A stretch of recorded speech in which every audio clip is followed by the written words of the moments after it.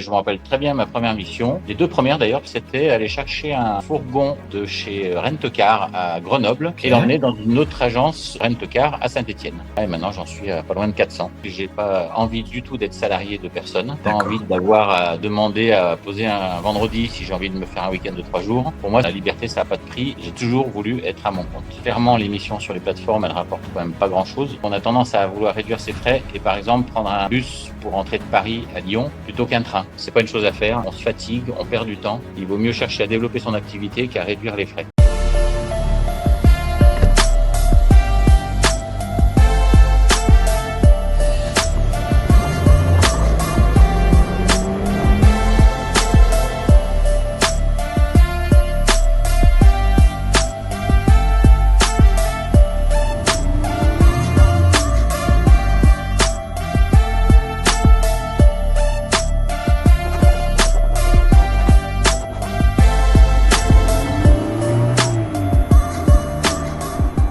Salut Emmanuel, comment ça va? Salut Kevin, eh ben, écoute, ça va bien. Je Top. rentre de mission, ça va. Magnifique, c'est ce qu'on aime entendre. Content que tu te prennes un peu de temps dans ton calendrier chargé. Maintenant, pour ceux qui ne te connaissent pas, Emmanuel, présente-toi, qui es-tu?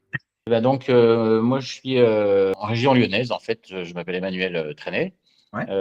J'ai un parcours d'entrepreneur, clairement, ça fait plus de 30 ans que je suis à mon compte. J'ai été pendant plus d'une vingtaine d'années dirigeant de plusieurs magasins SFR. Ok. Après, j'ai basculé 15 ans dans l'assurance. J'avais une agence AXA qui a D'accord. été vendue l'an dernier. Et en fait, Ok. le convoyage, j'ai du mal à savoir comment m'est venue l'idée, mais je sais que c'est quelque chose que j'avais dans la tête depuis très longtemps, que j'envisageais à faire en complément de ma retraite. Ok. Aujourd'hui, je ne suis pas encore à la retraite, loin de là. Et du coup, j'ai décidé de me lancer à fond dans le convoyage. Voilà, ça sera ma 3e période professionnelle. Ah, magnifique. Donc, tu as anticipé la retraite en termes d'activité. C'est pas mal, mais tu as raison. C'est vrai que ça, on va dire, c'est pas forcément naturel de se dire SFR, assurance. Il y a un petit pont, ok, on est dans le service à la limite. Bon, avec le convoyage aussi, mais c'est vrai qu'on n'y pense pas naturellement. Mais la question, c'est comment tu as découvert le convoyage déjà? Comment ça a pu te venir à l'idée, en fin de compte? Alors, l'idée, je l'avais, mais pour moi, c'était très vague. Ok. Être payé pour déplacer des voitures d'un endroit à un autre, l'idée me plaisait, mais alors, j'avais aucune idée de comment ça pouvait se passer, à qui on D'accord. s'adressait. Le petit déclic, ça date déjà d'il y a un moment. Je suis tombé sur une vidéo d'un convoyeur sur TikTok Ok. qui racontait sa vie. Puis après, sur TikTok, quand on se met à regarder un peu des vidéos, on tombe sur plein de choses. L'algorithme est fait comme ça. Et du coup, j'ai trouvé, en regardant un document qu'il avait sous les yeux, le nom d'une plateforme. Alors, on reviendra certainement sur les plateformes, mais voilà, j'ai trouvé le nom de cette plateforme, je l'ai cherché, je me suis inscrit dessus. Ils m'ont demandé quelques documents, un casier du judiciaire, pièce d'identité, un cabis, puisque je suis en société. Ça aussi, je pense que ça serait important de revenir dessus. Ouais. Et puis voilà, je me rappelle très bien ma première mission. Les deux premières d'ailleurs, parce qu'il y en avait deux les mêmes le jour et le lendemain, c'était aller chercher un fourgon de chez Rent-A-Car à Grenoble Ok. et l'emmener dans une autre agence Rent-A-Car à Saint-Étienne. D'accord, ouais, de l'entre-agence. Ok. Ça marche. Voilà, donc c'était mes deux premières missions. Et puis voilà, et maintenant j'en suis à pas loin de 400. Ah c'est sacrée évolution depuis. Mais je reviens légèrement en arrière parce que être Ouais. convoyeur, c'est être entrepreneur. Et toi, tu l'as été, tu avais dit déjà côté SFR, ensuite l'assurance. Qu'est-ce qui a fait que tu as voulu être et rester entrepreneur? Que ce soit par le passé et maintenant aujourd'hui encore avec le convoyage en fin de compte. Ah, pour moi, c'est une règle. J'ai pas envie du tout d'être salarié de personne. J'ai pas D'accord. envie d'avoir à demander à poser un vendredi si j'ai envie de me faire un week-end de 3 jours. Pour moi, c'est une règle enfin, la liberté, ça n'a pas de prix. J'ai toujours voulu être à mon compte. Ok. Donc, pour moi, le convoyage, c'était pas être convoyeur pour une société, mais être convoyeur pour moi, au début, faire mes missions, m'organiser, gérer mon activité, piloter l'activité. Enfin, c'est à la base de tout ce que doit faire un chef d'entreprise. Et puis la développer, ce que je fais en ce moment de façon assez intensive. Ok, ouais, magnifique. Maintenant, je reviens sur le convoyage en tant que tel. Tu nous as dit 400 missions. Tu as commencé quand à peu près? J'ai commencé en 2024. 2024. Ouais, c'est assez récent. Ça fait. Est-ce que ça fait déjà plus de 2 ans? Enfin, tu as Non, commencé non, début 2000. Moins de moins de 2 ans. 2 ans. Ok, tu as C'était commencé fin d'année? c'était en juillet 2024. Alors, c'était Ok. vraiment épisodique au début, parce que je travaillais à côté. Ouais. C'était pour tester en fait des petites missions, plusieurs missions différentes, avec une deuxième plateforme au mois d'août. Je ne me sens pas être parti beaucoup en août cet été-là, et du coup j'en ai profité pour travailler. Mhm. Avec une deuxième plateforme, j'en ai rencontré deux autres en septembre, intéressantes. Puis voilà, c'est monté un peu en puissance tout doucement, mais vraiment épisodiquement. C'était même pas un complément de salaire, c'était pour tâter le terrain, Ok. c'était pour voir les erreurs qu'on pouvait faire, ce que je voulais surtout pas faire. Il y a des choses que j'ai fait, je me suis dit ça, je le referai pas, D'accord. notamment en termes d'emploi du temps, de fatigue, d'horaire. Ouais.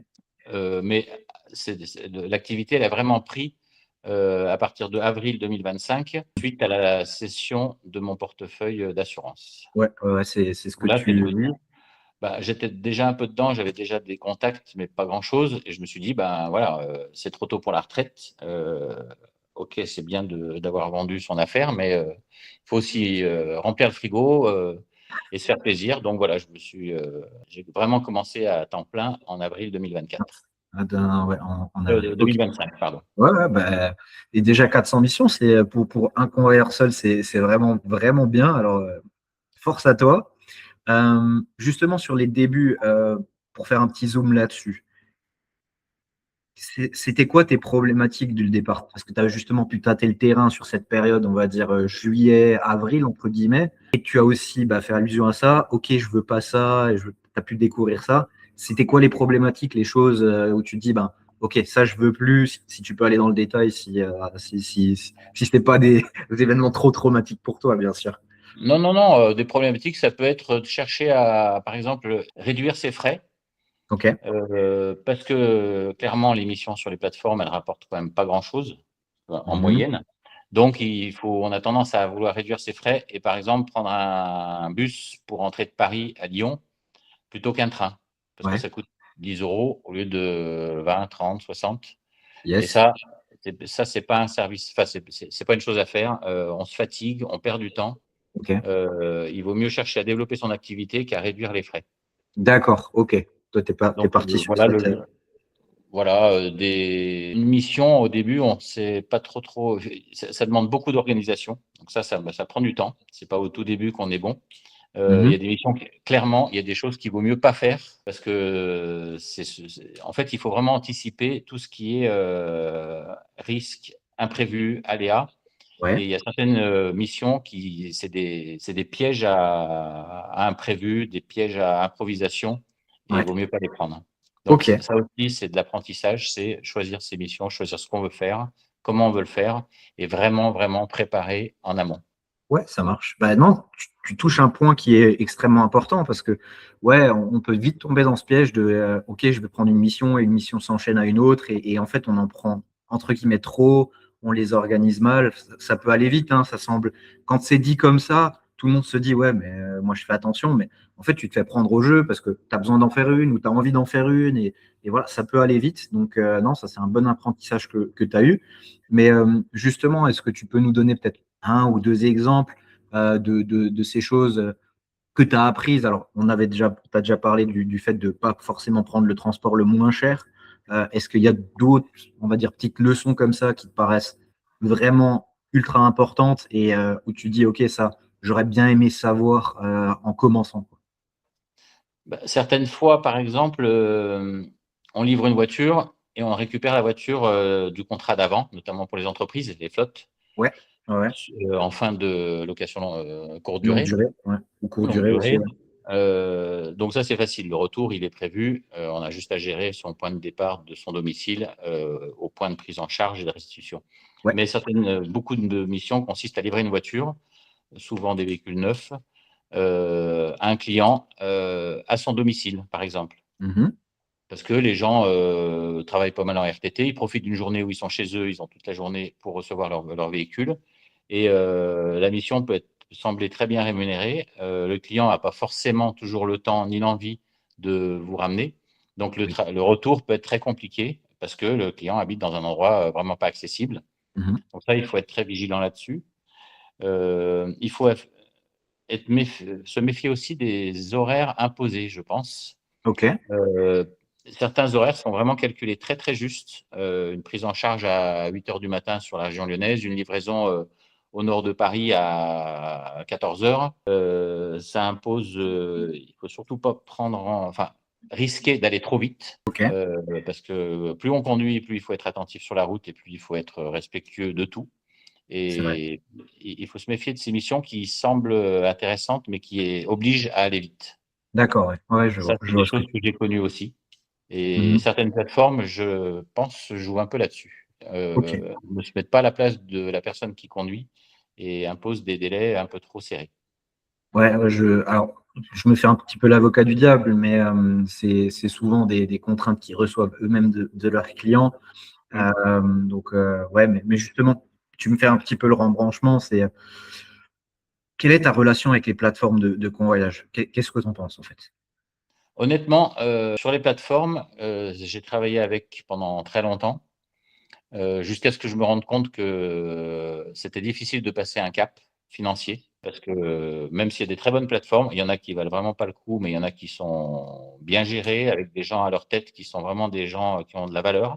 Ok. J'ai eu l'occasion d'échanger avec l'un d'eux, c'est quelqu'un de bien, je pense. Ouais. Mais à côté de ça, c'est quand même des sociétés qui ont une obligation de rentabilité et qui serrent quand même les prix. Et j'ai de plus en plus cette impression, notamment avec la hausse du prix du carburant. Je vois des missions aujourd'hui avec un gasoil à 2,20 € qui sont rémunérées exactement pareil qu'il y a 6 mois, quand le gasoil était à 1,80 €. Et ben, cette différence, puisque le carburant est à la charge, est inclus dans la mission, il faut remettre à niveau, des fois il faut livrer au-dessus du quart, Ouais. bah, c'est 3-4 points de marge en moins pour le convoyeur. C'est pas énorme, mais c'est pas la plateforme. Donc en fait, ces plateformes-là ont une gestion quand même très financière, avec énormément de convoyeurs. Certaines en ont 3 000, 5 000, peut-être plus, qui Exact. travaillent pour eux. Et en fait, bah, sur le volume, ils s'y retrouvent. Ils prennent quand même des marges très importantes. Après, on est libre d'accepter ou non la mission. On peut, avec certaines plateformes, la négocier. Ce que j'ai fait Mhm. aujourd'hui, il y a une mission qui traînait depuis longtemps. J'ai proposé carrément 20% de plus. Bah, ils ont accepté tout de suite. Comme quoi, Ouais. il y a certaines fois, il y a moyen de négocier quand la rémunération paraît un peu trop basse. Mais d'une manière générale, ces plateformes-là, on a vite fait le tour. Alors c'est Mhm. sûr il y a aussi une histoire d'ancienneté. Plus on fait de missions avec ces plateformes, plus on crante. Il y a des Ouais. petites formations internes à faire. On passe des niveaux. À partir de 20 missions, on passe à un nouveau niveau, 50. Enfin voilà, il y a plein de moyens d'avoir plus de missions. Mais ça reste des missions quand même qui ne sont pas très, très bien rémunérées. Moi, je me suis senti, enfin, c'est à ce moment-là qu'on a pris contact, nous, par hasard, parce que des fois le hasard fait bien les choses.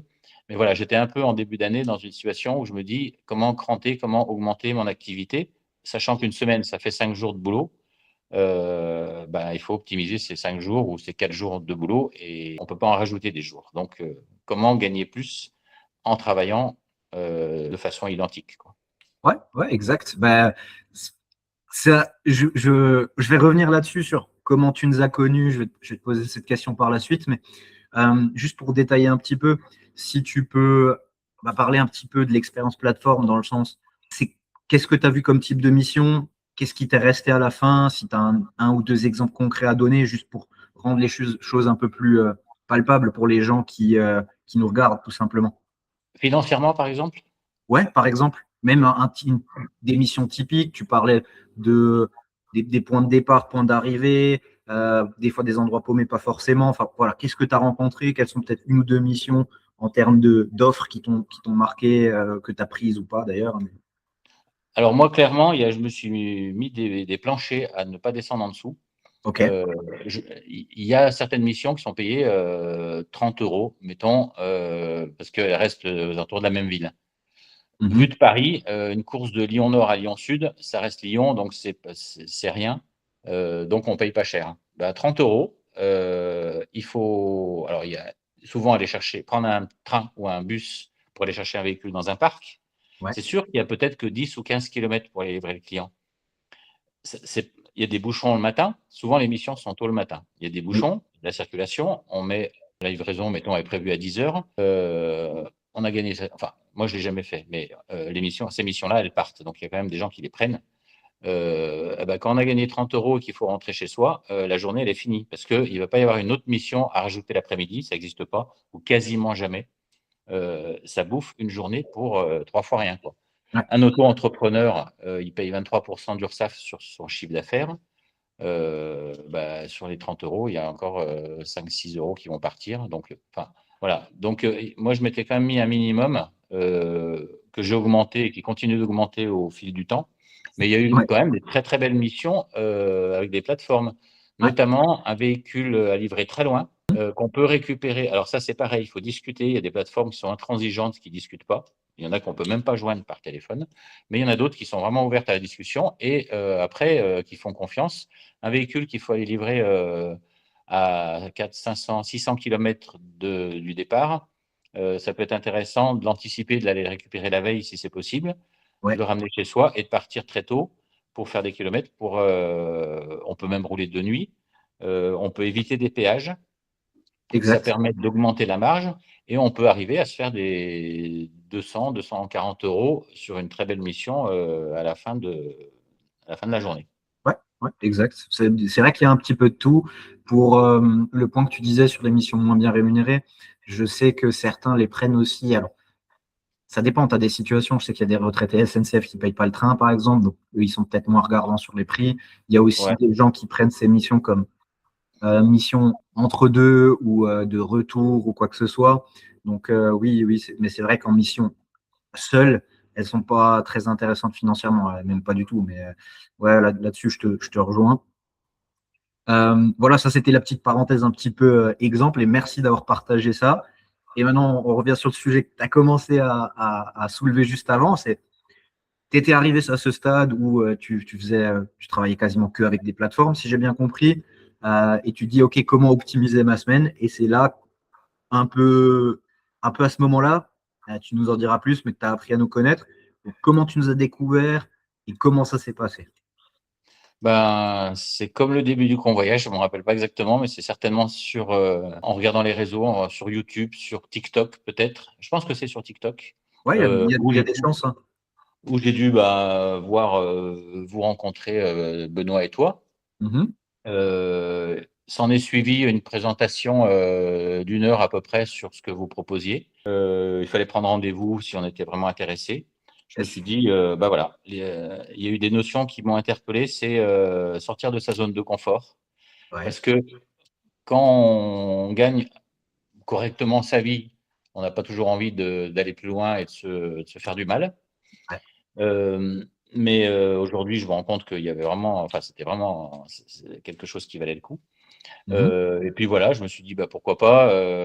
Financièrement, j'avais moyen d'investir un peu. Pour moi, c'est de l'investissement dans son entreprise. Oui, Donc, c'est absolument. de l'investissement sur son activité, c'est pas de l'argent perdu. Et puis voilà, ça m'a permis de voir les choses différemment, de connaître le marché en général du convoyage, parce que quand on est convoyeur, on a une vision assez restrictive de d'où on part, où on va, qui sont les clients, mais ça va pas bien plus loin. C'est intéressant de savoir dans quel marché on évolue, de connaître les différents acteurs, de réfléchir à comment on peut articuler tout ça. J'ai beaucoup travaillé sur vos conseils sur LinkedIn. En fait, c'est vraiment après, c'est une démarche différente. On prend le temps de créer des contacts, d'échanger, il y a avec plein de gens. Ça peut être des responsables de parc, ça peut être d'autres convoyeurs qui ont toujours des choses intéressantes à dire, certains. Des groupements de convoyeurs, des gens qui se regroupent et qui ont beaucoup de travail et qui sous-traitent du travail à des gens comme nous. En fait, c'est un peu une chronologie. Il y a le convoyeur auto-entrepreneur tout seul. Il y a celui qui, c'est à peu près là où j'en suis, qui a une vision plus chef d'entreprise et qui veut développer son activité il s'agit d'une activité principale. Exact, ouais. Et puis après, il y en a qui se regroupent ensemble parce qu'ils ont beaucoup de travail. Il m'est arrivé, pas plus tard que la semaine dernière, d'avoir une grosse mission avec un partenaire et un autre Mhm. partenaire qui m'a appelé pour me demander si j'étais dispo le même jour. Voilà, Top. deux missions le même jour, c'est pas possible. Oui. Mais voilà, j'aurais peut-être eu quelqu'un à qui j'aurais pu la sous-traiter. Enfin voilà, c'est un peu les discussions qu'on avait la semaine dernière. C'est bon, il faut pas aller trop vite, mais il faut structurer son activité, réfléchir, être constamment se réinventer. c'est ça. Euh, En attendant, ça se développe bien. Non, mais tu touches un point important, c'est se structurer, oui, mais il faut quand même savoir saisir des opportunités. C'est toujours un petit peu le fil tendu sur lequel on marche en tant qu'entrepreneur, aussi notamment dans le domaine du convoyage, parce que ça va vite, hein, c'est du transport. Euh, et merci pour ce partage.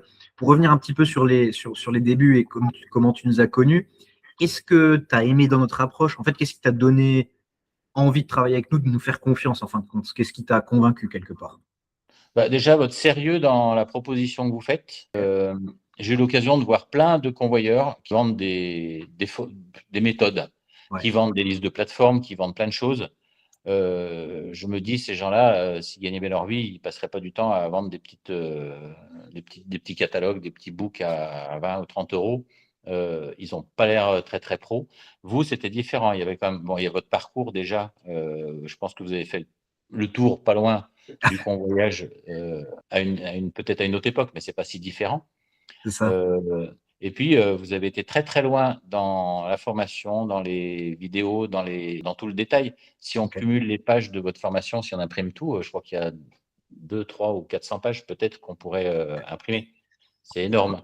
Oui, c'est possible. En fait, nous, on est vraiment allé dans les sujets. On a développé sujet par sujet. On a fait les vidéos et après, on a formalisé un peu plus en texte. Mais on n'a pas compté. Mais ok, si tu le mets en perspective comme ça, c'est vrai que ça fait vraiment beaucoup. Mais c'est clair, après des quiz qui sont très bien faits, où on est persuadé d'avoir la bonne réponse, et puis finalement non, et puis il faut creuser, creuser, creuser. Je pense que c'est le but aussi, c'est vraiment de se remettre en question pour. C'est exactement ça, c'est faire réfléchir. Le but, c'est même pas forcément que tu trouves la réponse du premier coup ou que tu galères, mais c'est juste te dire, parce que des fois, c'est aussi une question de perspective, en fait, sur le quiz, où, voilà, c'est une façon de voir les choses, et en fait, ça fait réfléchir sur le contenu que tu viens de voir d'une part, et de l'autre côté, ça te permet, ben, justement, le jour où tu fais face à la situation, de te dire, ah, tiens, ouais, ça me fait penser à ce moment-là. Donc, c'est le but, ça fait plaisir que ça ait cet effet-là et magnifique. Oui, après, moi je me dis aussi que ça s'adresse aussi bien à quelqu'un comme moi qui avait déjà 300 et quelques missions, je pense, en début de cette année, Ouais. qui a envie d'augmenter son activité qui cherche des pistes, mais ça peut s'adresser très bien à un convoyeur qui débute, quelqu'un, je sais pas, un retraité qui ne sait pas quoi faire de ses journées, qui a envie de développer autre chose, pas forcément à temps plein, mais voilà, quand on part de zéro, c'est pas évident de se lancer là-dedans. Ouais, c'est ça. Et Et puis, on a vu, tu sais, le système évoluer, le métier. Au début, tu pouvais faire ça de but en blanc, mais avec le temps, c'est comme tu l'as dit, il y a des petites formations en interne, il y a des attentes des plateformes, des partenaires, et voilà, c'est pour ça qu'on a travaillé dessus. C'est parce que ça se professionnalise, c'est une bonne chose aussi, mais c'est pas toujours évident pour ceux qui se lancent justement en auto-entreprise d'avoir tous les codes et être juste mis de côté parce que tu as un manque d'informations. C'est dommage, quoi. Alors que justement, il y a des anciens convoyeurs qui font pas forcément toujours bien les choses et le marché a besoin de personnes qui sont correctes et qui veulent bien faire le travail, quoi. je me permets de rebondir sur l'histoire de l'auto-entreprise. C'est vrai qu'ils sont tous auto-entrepreneurs. Ouais, J'ai l'impression que les plateformes vendent beaucoup le truc. J'ai eu l'occasion de discuter avec Sabrina, que tu connais, ouais, elle s'est mis. Les plateformes lui ont dit il faut se mettre en auto-entreprise, en société, c'est pas bon. Globalement, c'est pas vrai. Moi, j'étais en société depuis le début. Il y en a qu'une qui prenait pas les sociétés. Société, c'est beaucoup plus souple au niveau de la gestion, au niveau juridique, au niveau de la rémunération, au niveau de ses frais. Un auto-entrepreneur, il peut rien faire. Il peut pas déduire. Il paye de l'URSSAF 23% sur ce qu'il encaisse. C'est énorme.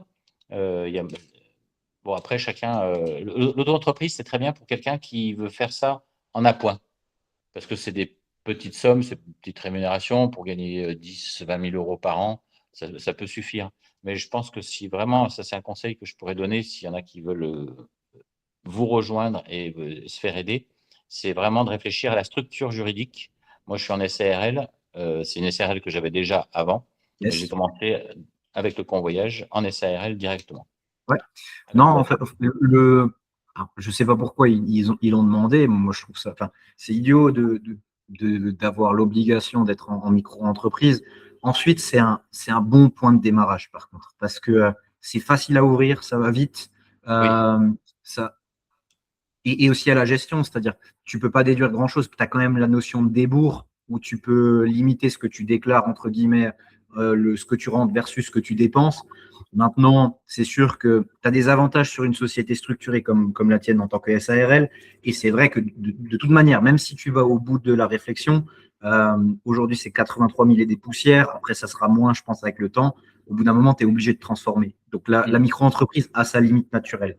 Mais non, si tu es déjà en entreprise, tu as déjà ta SARL, etc., tout ça qui est ouvert, bien sûr, il y a pas de raison. Enfin, en soi, nous qui l'avions fait, ça ne changeait pas énormément de choses pour nous. C'était au niveau comptable que ça changeait quelque chose. TVA versus pas de TVA. Voilà, c'est là où ça s'arrêtait, on va dire. Soit. Donc, non, je ne comprends pas trop cette orientation de la plateforme dont tu parles, mais bon, c'est comme ça. une histoire de crédibilité aussi. Parce Ouais, que quand on veut développer, effectivement, c'est quand même mieux d'être gérant, enfin, d'avoir une image de gérant, de responsable de société, dirigeant, que tout à fait vrai. d'auto-entrepreneur. Ça, c'est vrai. On est plus crédible, Ouais, clairement. absolument. Là-dessus, tu as tout à fait raison. Et pour rester un petit peu dans les débuts, quand tu nous as rejoints, tu avais déjà ton réseau dans le convoyage? Pas du tout. Enfin, à Non. partir du moment où tu nous as rejoints, c'était quoi un petit peu ta situation pour revenir là-dessus?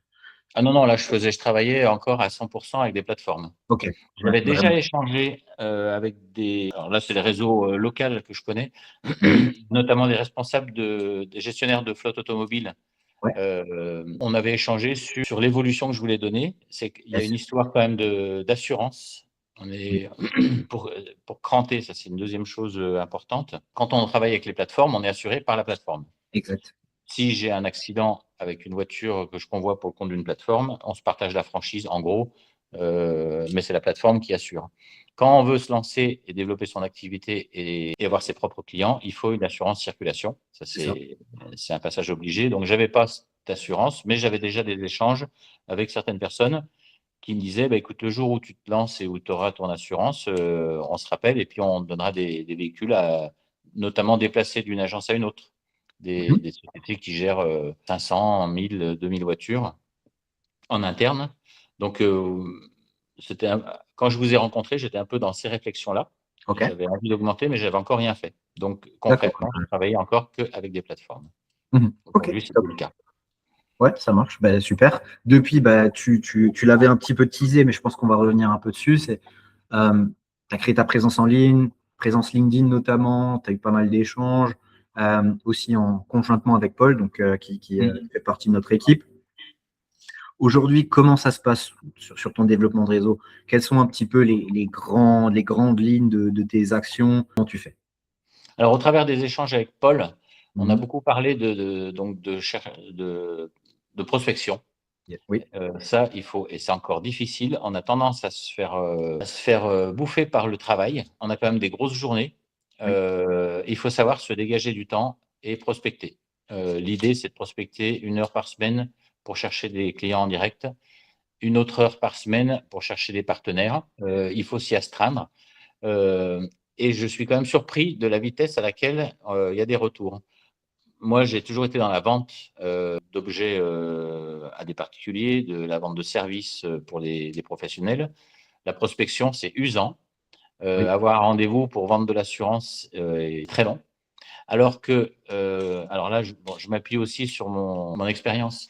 Quand on se présente à des réseaux de convoyeurs, à des partenaires potentiels, et qu'on a déjà fait 300-400 missions réussies, qu'on est bien noté sur les plateformes, qu'on fait son travail sérieusement, qu'on présente bien, qu'on parle bien, bah, on se démarque tout de suite et on intéresse du monde. Donc ça, c'est quelque chose qu'on a pas mal travaillé avec Paul. Euh, alors, on les appelle comme on veut, des agences de convoyage, je sais pas si c'est ils se distinguent des plateformes parce que c'est des gens comme moi qui ont décidé de grossir, de s'entourer de convoyeurs. Il y en a beaucoup comme ça. J'en ai rencontré déjà pas mal. J'ai signé un premier partenariat avec des gens très sympathiques que j'ai eu en plus l'occasion de rencontrer un soir après un premier convoyage. Top.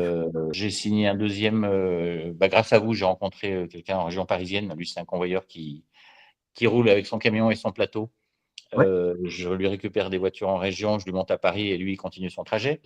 exact.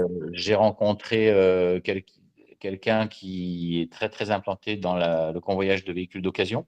J'ai déjà fait 1200 euros de chiffre en 4 missions sur une semaine grâce à lui. Donc, c'est quand même Magnifique. des retours rapides. Des gens sympas, les missions se passent bien, elles sont moins stressantes que celles proposées par les plateformes qui ont Ok. vraiment tendance à tout verrouiller. Si tu t'habilles pas en noir, tu auras une pénalité. Si tu arrives trop tôt, tu as une pénalité. Enfin, c'est une bonne école, les plateformes, parce que c'est très, Ouais. très rigoureux.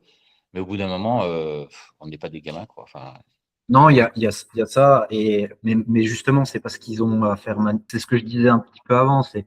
Il y a des convoyeurs qui sont pas super sérieux. Et quand tu es dans oui, les bons réseaux, comme ce que tu viens de décrire, là, tu sais que tu as affaire aussi à des professionnels qui respectent, entre guillemets, les grands principes et qui vont bien faire le travail. Donc, naturellement, tu es un peu plus détendu, on va dire, si tu vois ce que je veux dire, notamment du côté du réseau. Et c'est là où voilà, tu te sens aussi plus autonome quand tu reçois la rémission. Et puis après, c'est un échange de beaux procédés. Donc voilà, mais oui, moi, je comprends les plateformes quand tu fais face à des problèmes qui semblent, enfin, qui viennent de Mars, quoi. Tu te dis, OK, mm, le gars, il est venu en tong à la concession pour récupérer le véhicule.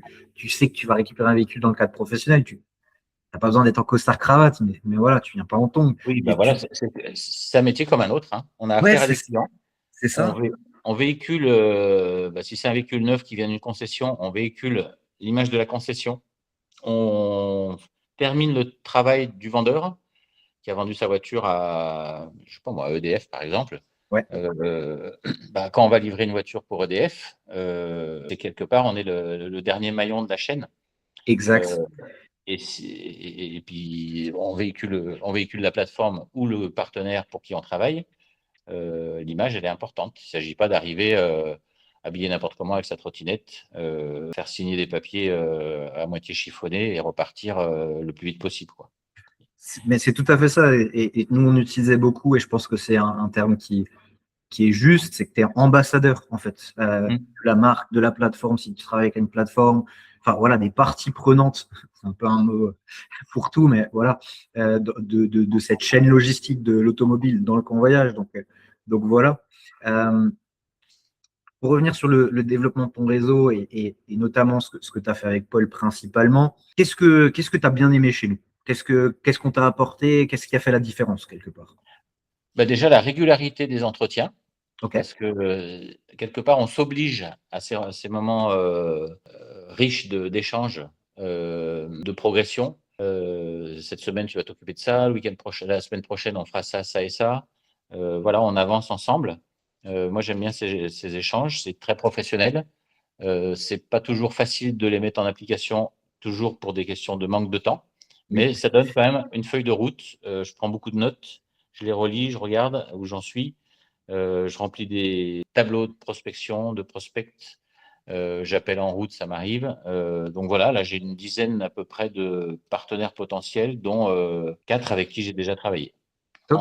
Finalement, en assez peu de temps, puisque ça a commencé en mars. Ouais, Et ça se traduit dans les chiffres parce que, alors bon, le mois d'avril n'est pas terminé.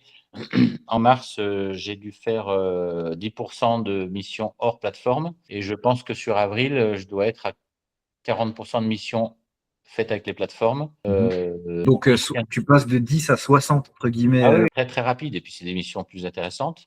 Là, j'ai une part importante de missions avec des réseaux de partenaires et une Ouais, part plus faible, mais qui n'est pas négligeable, avec des clients en direct. Donc là, c'est quand super. même sympa parce qu'on fait son propre devis. Yes. Euh, et puis, la semaine prochaine, j'ai un Marseille-Paris, Paris-Bordeaux, 2 voitures pour la même société à transférer sur 3 agences. Je fais ça sur Magnifique. 2 jours, j'ai fait mon devis. Et là, on n'est plus du tout sur des missions à 150 ou 200 euros. Mais justement, si tu. Alors, peut-être que tu n'as pas envie de donner les chiffres exacts, mais en ordre de grandeur. OK, sur ces types de missions, tu étais 150-200 € versus aujourd'hui. Enfin, voilà. Si tu fais une comparaison, un petit point chiffre là-dessus. Un point chiffre, au tout début, ma moyenne par mission de rémunération nette, Ouais, on va dire avant les frais inhérents à la société, mais je prends la rémunération de la mission, moins les frais spécifiques à la mission. C'est-à-dire Ouais, le tout ce qui est carburant, le péage, péage, qui est à ma carburant. charge, et l'acheminement, le train qu'il va falloir prendre pour aller chercher la voiture et le Ouais, retour et tout ça. les transports en commun, etc. La moyenne au début, c'était à peu près 70 € par mission, Ok. au tout début, en juillet-août 2024. Yes. Aujourd'hui, c'est pas loin des 200 € par mission. Ouais, c'est plus de 2 fois plus, quoi.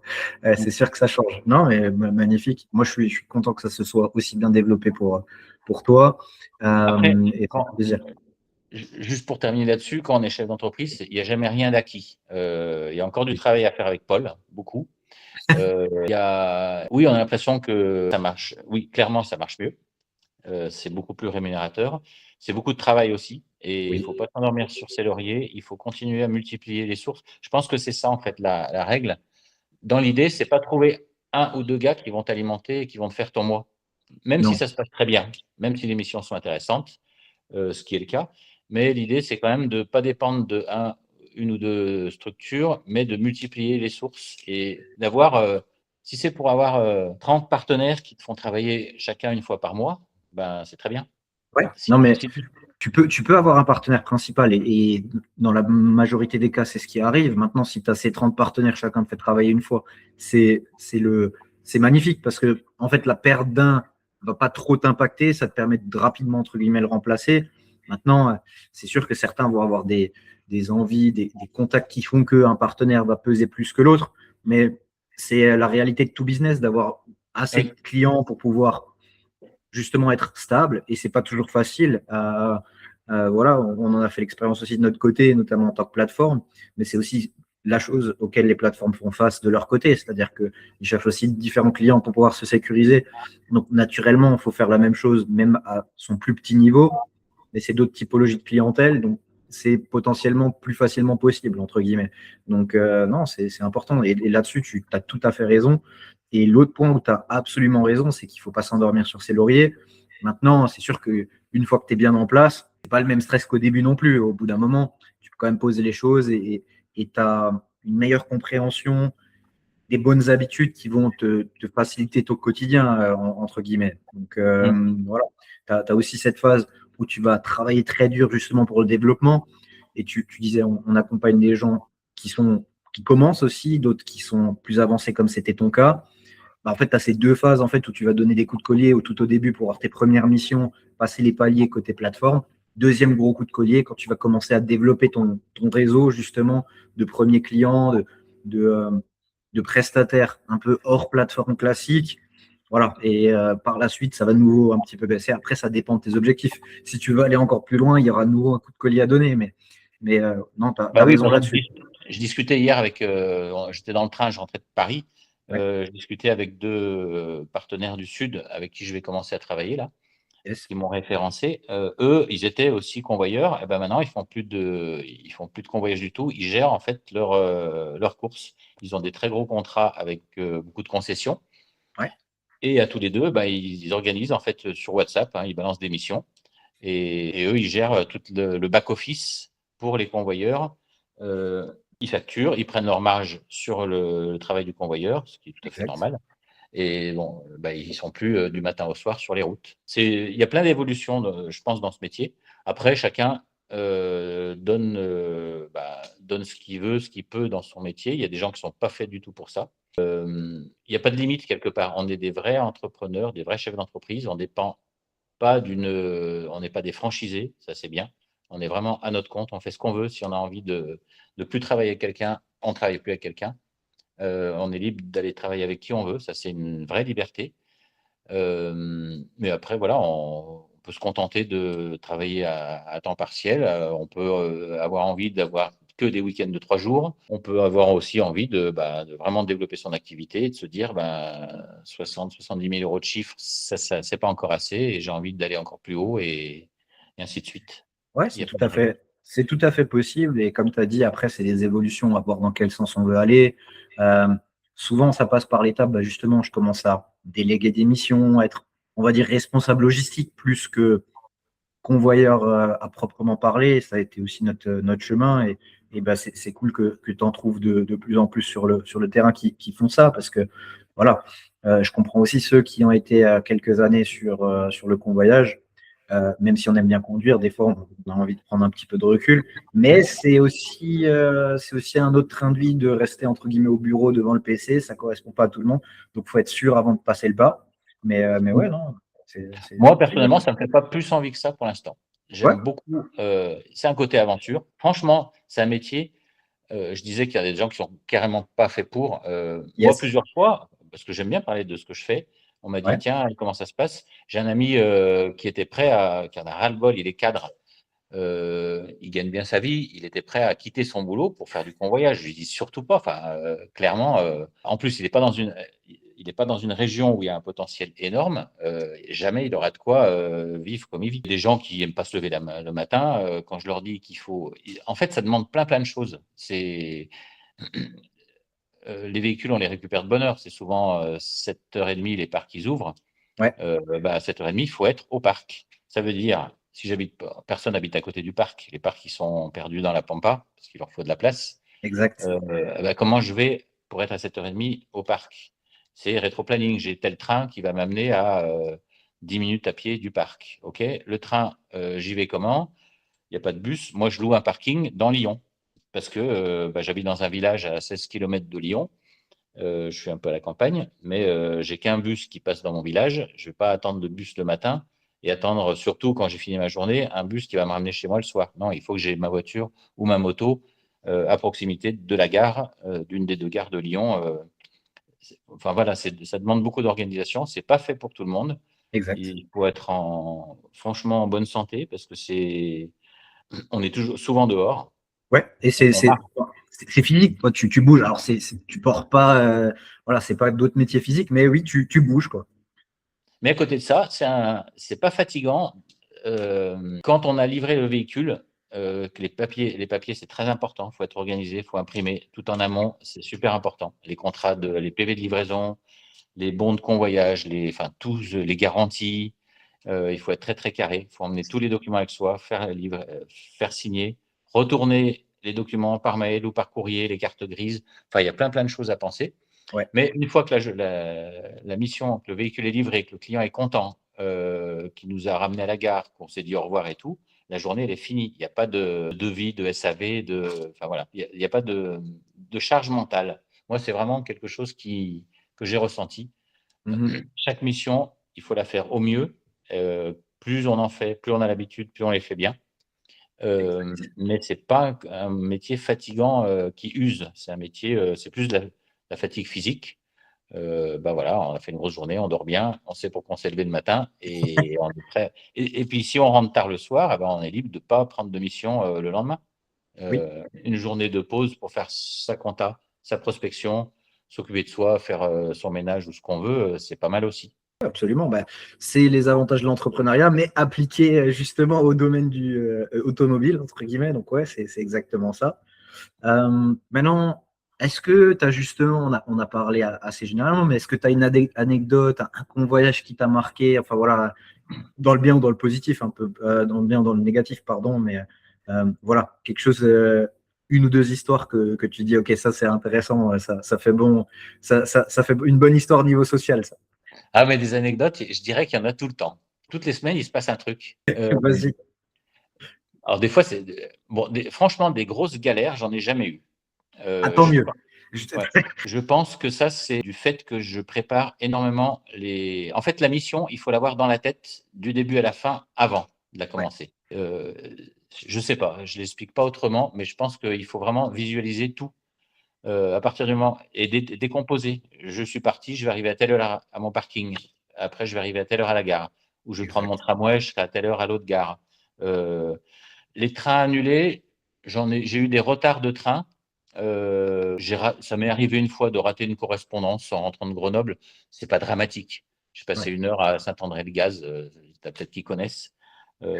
C'est un joli petit port de pêche. Mais voilà, j'appelle pas ça des grosses galères. J'ai jamais eu d'accident, jamais eu de panne. Si, des véhicules qui démarrent pas.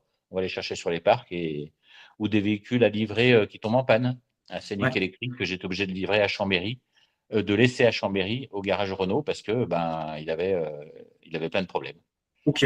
Et puis, la mission, elle est payée, on se débrouille pour rentrer chez soi et c'est terminé. Donc, non, c'est pas. Après, il y a plus d'anecdotes agréables. La semaine dernière, je devais aller récupérer un véhicule au Puy, chez un carrossier, pour un Ok. loueur. Et puis, sur la route, on appelle toujours pour dire à peu près à quelle heure on va être. J'étais en Blablacar pour aller au Puy parce que les trains sont très longs. Ouais. Heureusement, j'étais à Saint-Étienne quand j'ai eu le client. Le client me dit non, la voiture elle est déjà partie hier. Ok. Donc pas de voiture à aller récupérer. Le gars du Blablacar, il m'a laissé à Firminy, puis je suis rentré et à midi j'étais chez moi au lieu de rouler, j'étais payé pareil. Tant mieux. Ça, c'est Ça, des drôles c'est. d'anecdotes. Et après, Ouais. franchement, des fois, je fais pas mal de véhicules d'occasion Ah, ok. maintenant pour un gros réseau de vente de véhicules d'occasion national. C'est quand même très agréable parce que il y a des gens qui achètent des véhicules à distance qu'ils n'ont pas vus. Ils ont Ouais. eu toutes les informations, ils ont eu des photos, des petits défauts et tout. Ils habitent loin et ils se font livrer leur voiture chez eux. J'ai livré une Fiat 500 électrique à une dame de Paris. J'ai livré le samedi, c'était, parce que il peut arriver qu'on travaille le samedi, pourquoi pas. Ouais. On est encore libre de travailler les jours où on veut. Une Audi A3 décapotable que j'ai livré à un client dans le sud, voisin de George Clooney et de Brad Pitt d'ailleurs. Ah, Euh, ah. un passionné d'Audi qui était ravi de sa voiture. Voilà, c'est des bons moments. On livre une. Elle n'a rien d'extraordinaire, cette voiture, elle roule très bien. C'est une 2008, elle avait 40 000 km, elle était nickel. C'est presque plus agréable de rerouler à l'ancienne dans des vraies voitures puissantes que de livrer des voitures neuves à des entreprises où finalement les collaborateurs, ils sont tous sympas, ils reçoivent leur voiture neuve, mais ce n'est pas leur voiture. Oui. Et ça, je trouve vraiment plaisant. Donc voilà, il y a quand même des anecdotes, des bons échanges avec certains clients, avec des agences, avec des. C'est beaucoup un travail. C'est pas. Oui, on est tout seul quand on roule, mais c'est quand même un travail où on n'est pas tout seul. Il y a quand même une voiture à récupérer. Il y a des gens qui font très bien leur boulot. Il y a des concessionnaires, il y a des vendeurs de voitures d'occasion qui sont adorables. Il y a des clients qui sont ravis de découvrir leur voiture, comme hier, j'étais à Chartres, une petite jeune fille qui s'était commandé une Ford Fiesta ST. C'est une petite voiture qui fait 1000 ou 1100 kilos, Ouais. qui fait 180 chevaux avec un turbo. C'est une vraie bombe. Elle s'est fait plaisir. Et voilà, on arrive elle découvre sa voiture qu'elle a vue qu'en photo à distance. Donc ça, c'est des bons Attends. moments. Ah ouais, ça, c'est des super moments. Ouais, non, Et voilà, magnifique. créer des liens avec des gens sur les parcs,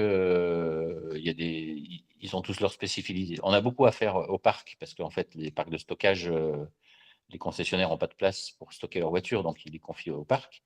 C'est À ça. force d'aller dans les parcs, au début, on te demande ta pièce d'identité, ton permis, il faut signer ça, ça et ça. Et puis, 2 ans après, tu arrives, bonjour, monsieur Trenet, comment ça va? On t'ouvre le portillon, tu as tes habitudes, tu vas chercher ta voiture, après, tu fais les papiers. Enfin, voilà, c'est des. Ouais, ouais, t'as aussi des routines, des choses qui se mettent en place, exact. Ouais. Ouais. Ah, top, top. Mais non, pas de grosses galères jusqu'à maintenant. On touche du bois. Magnifique. Bah, ça arrivera un jour, mais bon, il n'y en a pas 30 000 non plus, hein, t'inquiète. Donc ça va, ça va. Maintenant, quel serait un petit peu ton. Alors, peut-être pas le mot de la fin, ça viendra juste après, mais qu'est-ce que tu dirais à des gens qui hésitent à se lancer dans le convoyage? Si maintenant tu dois vraiment, on va dire, synthétiser. Déjà, de se poser les bonnes questions et de se faire aider, peut-être d'échanger avec des gens, bon, des convoyeurs expérimentés, parce Mhm. que c'est en vivant ce métier qu'on se rend compte de ce que c'est. Oui, ça fait des grosses journées, il faut se lever tôt, il faut être organisé, il faut quand même pas mal de. C'est pas hyper compliqué, mais il faut quand même les qualités pour le faire. C'est pas un métier qui est vraiment compatible avec une vie de famille. Mhm. S'il faut être rentré chez soi à 5 heures pour aller chercher les enfants chez la nounou ou à la crèche, ça va forcément limiter l'accès à certaines missions. Ouais, Il ne faut pas compter ses heures. En contrepartie, il y a des fois, on est bien payé et on est chez soi à 2 heures d'après-midi ou 3 heures. Ça laisse des après-midi entières. Donc, il faut aimer le côté aventure. Donc, oui, tout ça pour dire que avant de se lancer dans le convoyage, il faut se poser des questions. Est-ce que j'ai envie, vraiment envie de le faire? Parce mhm. que je pense qu'il faut avoir vraiment envie. Ouais, Penser que c'est facile de gagner de l'argent juste pour déplacer une voiture d'un point A à un point B, comme on dit, c'est une erreur. parce ça, c'est 20% du boulot. Il y a tout le reste. Il y a la Exact. préparation d'émissions, il y a le pilotage de son activité, il y a l'organisation, on est toujours en mouvement, on est toujours en train de se déplacer. Il faut aimer conduire, forcément. La France, c'est un très beau pays, il y a plein de campagnes, il y a plein de belles routes. Ça, c'est très, très vrai. Ça. Donc voilà, après, c'est pas à la portée, franchement, pas à la portée de tout le monde. Mais après, il n'y a pas d'âge. Ça peut être très bien pour des jeunes qui ont suffisamment d'ancienneté de permis, qui ne savent pas quoi faire de leur vie, qui ont pas forcément, qui ont envie c'est un petit côté aventure. Yes.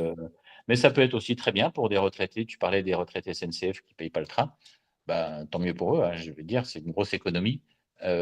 Moi, j'ai pas calculé le budget de train, mais j'ai fait 192 trajets en train l'an dernier. J'ai eu un récap de la SNCF qui m'a envoyé mon bilan de l'année. J'ai fait 24 000 km en train l'an dernier. On passe pas mal de temps dans les trains. Mais le Ouais. train, c'est bien. Ça permet de dormir, ça permet des fois de discuter, ça permet de bosser ou d'écouter de la musique. Voilà. Donc, c'est chronophage, ça prend beaucoup de temps, mais ça paye. Donc, Ouais. voilà, ça vient pas tout seul. Il faut être patient, il faut vraiment avoir une vision.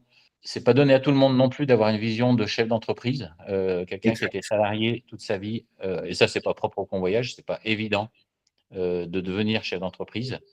Absolument. Il y a France Travail qui aide, il y a des aides financières, il y a plein de choses, mais il faut avoir la fibre, il faut penser à soi, travailler pour soi, piloter son activité, c'est super important, faire des tableaux. Moi, je suis toujours en train de réinventer mes tableaux de rentabilité, d'être à l'aise avec un compte de résultat, c'est bien. Ça permet ce qu'on gagne, ce qu'on dépense, ce qui reste. Avec ce qui reste, mes frais de structure de ma société, qu'est-ce qu'ils me prennent?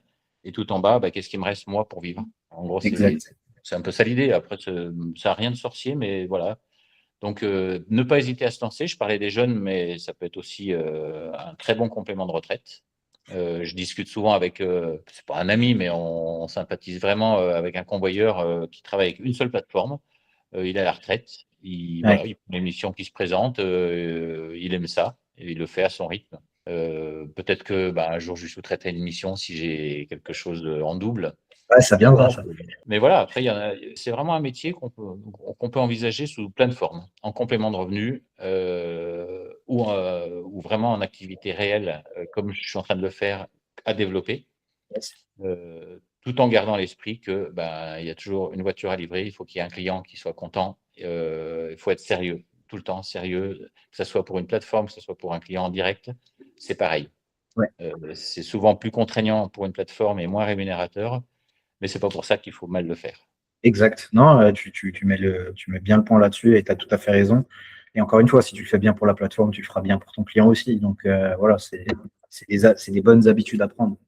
Euh, pour toi, c'est quoi la suite? Alors, tu as dit que tu n'as pas forcément envie de te mettre derrière le bureau à que distribuer des missions, mais comment tu vois la suite? C'est quoi les Moi, je ne prochaines suis pas étapes? quelqu'un qui va très vite, entre guillemets. J'aime bien que les choses soient établies, installées pour passer à l'étape suivante.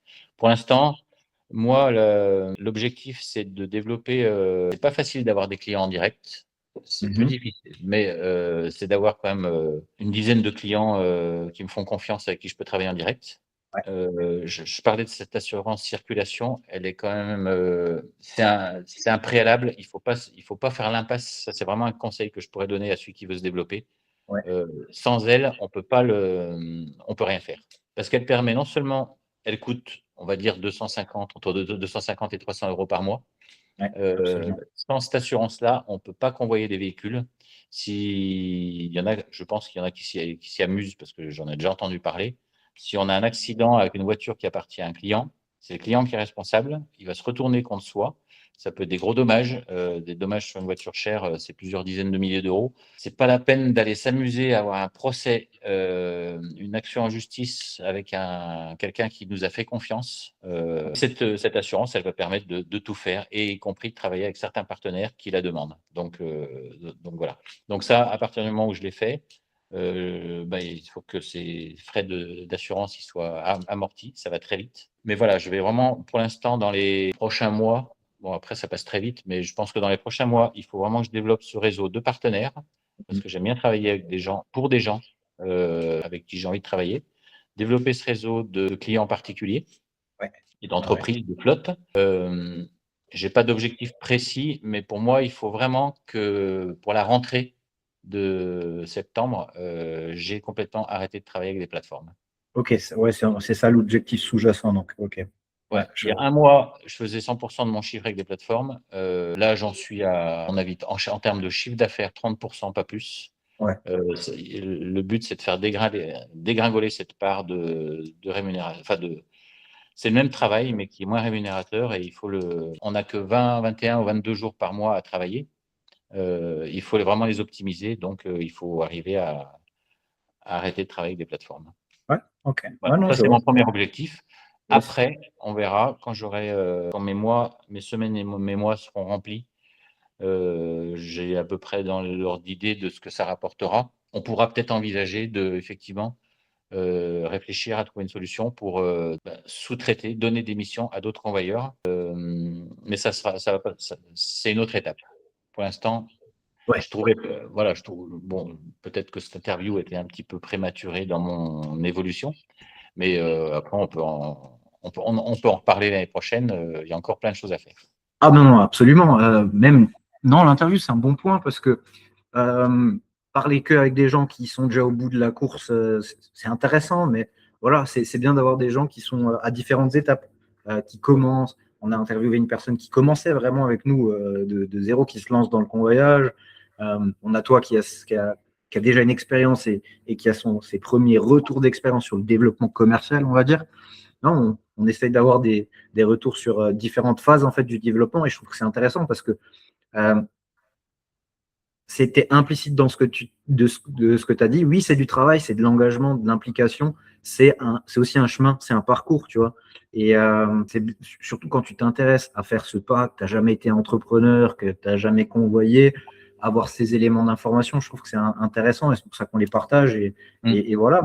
Et ce sera aussi intéressant d'avoir ton retour dans, entre guillemets, 1 an et voir comment tu as évolué entre aujourd'hui où tu as 60% de mission après 1 mois et dans 1 an où tu en seras. Est-ce que tu auras cette partie? Est-ce que tu vas déléguer des missions? Combien? Enfin voilà, toutes ces thématiques-là. Non, c'est intéressant de toute manière. Donc voilà. Euh, pour clore là-dessus, est-ce que tu aurais un petit mot de la fin, des choses que tu as envie de partager, sur lesquelles on n'a peut-être pas encore forcément venu, tout simplement? Ah ben, moi, oui, enfin, je rebondirais sur le conseil à donner à quelqu'un qui est un peu sur la corde raide entre est-ce que je me lance ou est-ce que je ne me lance pas. Ouais, Franchement, il faut y aller, même à 60 ans. Il y a du boulot. Il y a du boulot qui, à mon avis, c'est un marché en croissance parce qu'il y a de plus en plus de gens qui commandent à distance, qui se font livrer des véhicules. Il y a de plus en plus de. Enfin, on se rend compte que ça n'existait pas Bon, on a eu l'occasion d'échanger. C'est quand vous avez démarré, c'est quelque chose qui n'existait pas.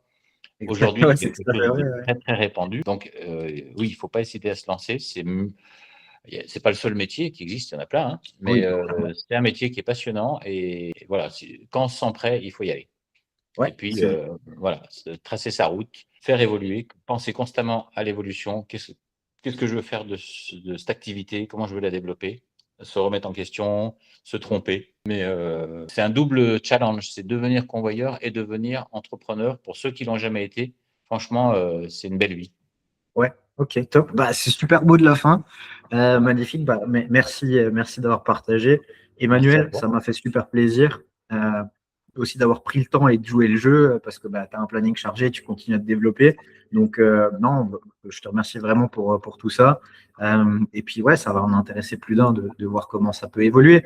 Après, comme tu dis, c'est une question de profil. Faut vouloir le faire. Mais tu montres aussi que ça peut marcher et que c'est pas du pipeau, tout simplement. Et que faut se donner les moyens. C'est dur, c'est sûr, mais que c'est possible. Donc, non, top, c'est super message. Et encore merci beaucoup pour ton temps. Eh ben, en tout cas, merci à toi et ton équipe pour le coaching, pour les conseils, pour les heures passées ensemble, parce que franchement, ça aussi, c'est une belle rencontre et ça m'a beaucoup apporté.